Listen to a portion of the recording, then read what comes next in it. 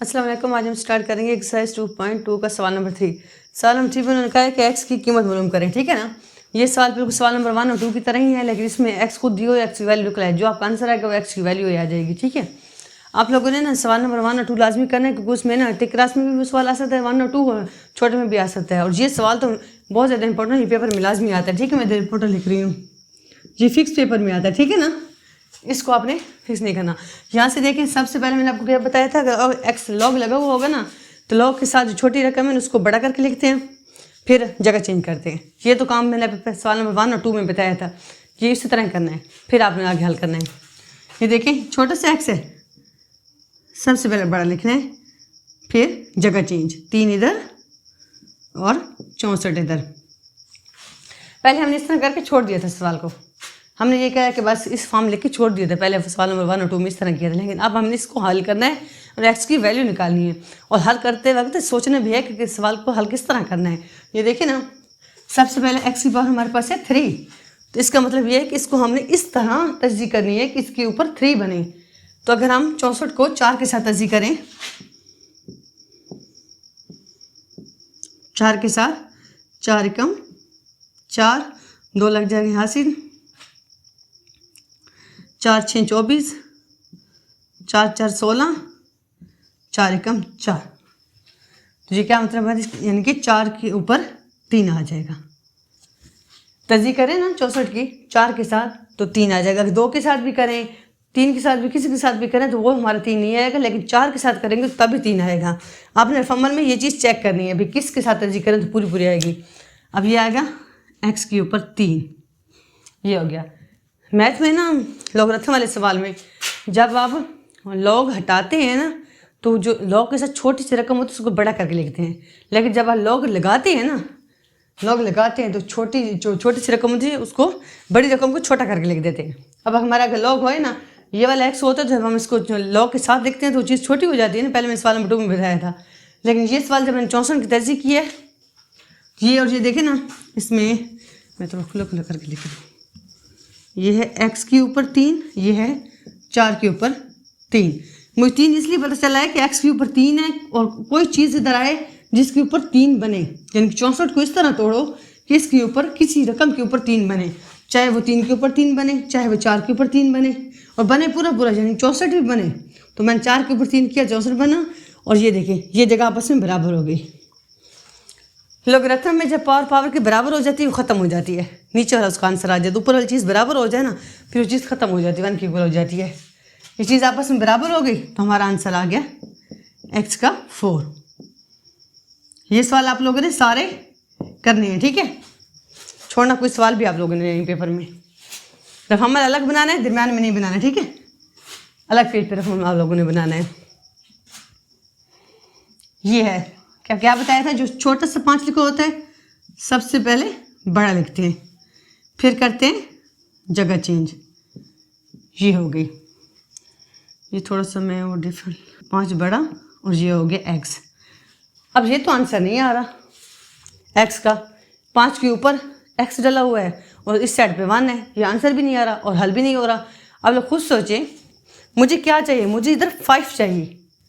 या तो एक्स वाले सवालों में पावर एक जैसी हो तो वो ख़त्म हो जाती है, या नीचे वाली जगह एक जैसी हो, या तो ये जगह सेम होनी चाहिए ये वाली, या तो ये वाली जगह सेम होनी चाहिए, या तो ये वाली जगह सेम होनी चाहिए, पावर सेम होनी चाहिए, ठीक है। लेकिन एक्स तो हमारे ऊपर आ गया है, अब मैं दूसरी साइड पे एक्स तो ले नहीं सकती ना, मैं नीचे से हल करना है ना, इस साइड से। अब मैंने ऐसे करना है, आप खुद सोचे 5 है ही नहीं तो 5 में लगा ही नहीं सकती। लेकिन जब आप छोटी क्लास में हो ना बच्चे, आप इन सवालों को खुद से हल नहीं कर सकते जब तक आपको कोई टीचर हल करके ना दे। जो बड़ी क्लास के स्टूडेंट्स हैं वो खुद से हल करना कोशिश करते हैं, वो हल कर लेते हैं, ठीक है।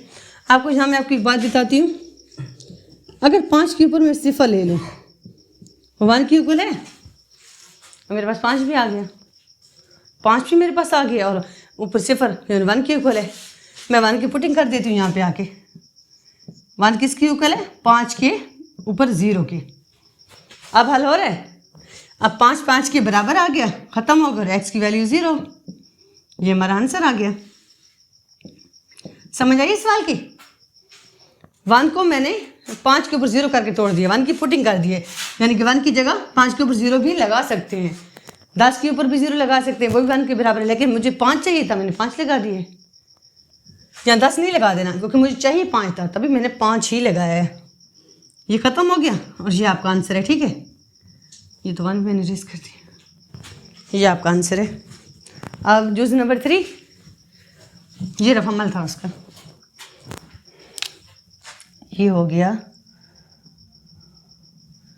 लॉग। सबसे पहले मैंने क्या कहा था, जो छोटी रकम है उसको बड़ा करके लिखना है और लॉग नहीं लिखना।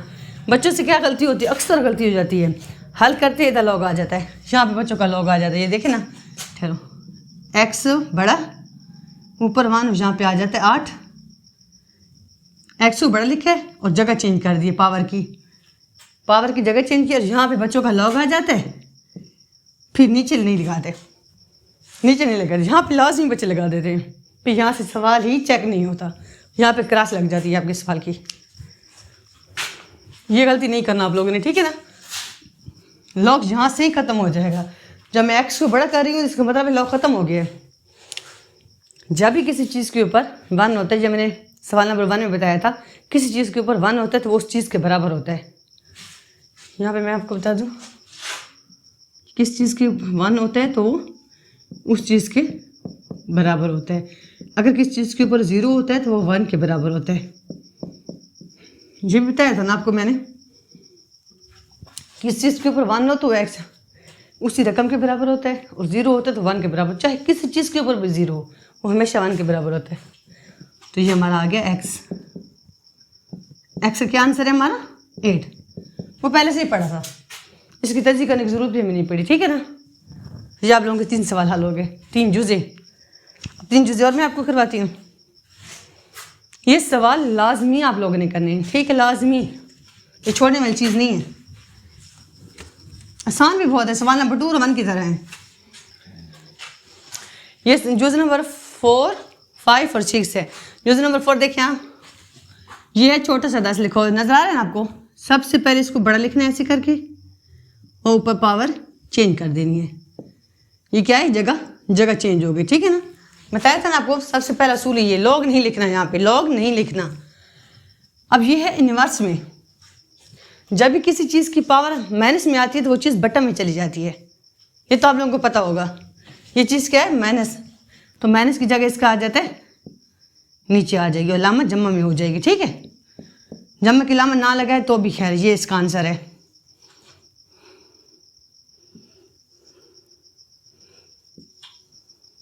ये भी आंसर है और इसके अलावा ये भी आंसर है। 0 को खोल दें, ये 2 आंसर है, ठीक है, जो मर्जी आप लोग लगा दें। ये 10 के ऊपर 3 का मतलब होता है 3 0 पड़े हैं, आप खोलें या ना खोलें मर्जी है। ये भी आंसर है, ये भी आंसर है, जो मर्जी लिख दें। बच्चे ज़्यादा कहते हैं पीछे बुक वाला आंसर नहीं मिल रहा, वो लाजमी नहीं कि बुक वाला ही आपका आंसर है, ये दोनों आंसर ठीक है। ये 4 छोटा लिखा हुआ है, ये सवाल नंबर 5 है, जुज़ नंबर 4 छोटा है। सबसे पहले 4 को बड़ा लिखना है, फिर उसके ऊपर पावर ले आनी 3/2 वाली, यहाँ पे एक्स चला गया। अब एक्स के नीचे भी कुछ नहीं, ऊपर भी कुछ नहीं है। एक सवाल था मेरा जिसमें एक्स के ऊपर 3 था, एक सवाल था मेरा जो एक्स के नीचे 5 था। तो मैंने ये कोशिश की थी कि नीचे अगली साइड के नीचे भी 5 बन जाए और मेरा सवाल हल हो जाए।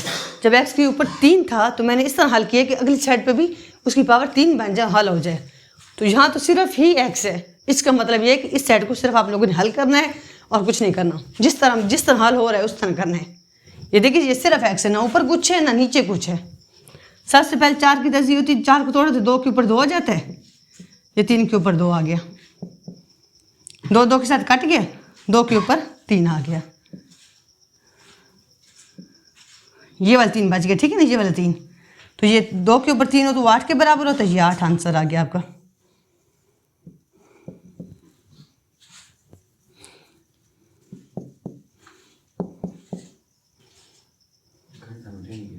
ये आपका आंसर आ गया, ठीक है। 5 हो गया। जूस नंबर 6, सबसे पहले स्टेप है 2 को बड़ा लिखना है ऐसे करके, पावर चेंज यानी कि जगह चेंज। अब देखें इस सवाल में इसमें क्या फ़र्क है, ये देखें, इस सवाल में एक साइड पे एक्स सिर्फ था, मैंने आराम से हल कर दिया। अब देखिए एक्स के नीचे 2 आ रहा है, जब x के नीचे 2 आ रहा है तो इसका मतलब है आपने साथ वाली साइड को इस तरह हल करना है कि उसके नीचे 2 आए। ठीक है, अब इसको रिमेक कर रही हूँ, यानी कि इसके 2 के साथ तर्जी करके तब लगाएं।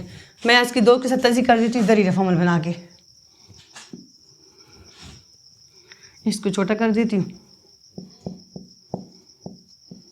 ये तर्जी इसकी होगी 2 के साथ। अब देखें 2 5 10, 2 एकम 2, 2 2 4, 2 2 4, एक इधर लग जाएगा हासिल, 2 5 10, फिर एक इधर लग जाएगा हासिल, 6 दूनी 12, 2 एकम 2, 2 2 4, एक लग जाएगा हासिल, 8 दूनी 16, 2 6 12, 2 4 8, फिर लग जाएगा 2, 2 3 6, 2 2 4, 2 एकम 2, एक लग जाएगा हासिल, 6 दूनी 12, 8 दूनी 16, 2 4 8,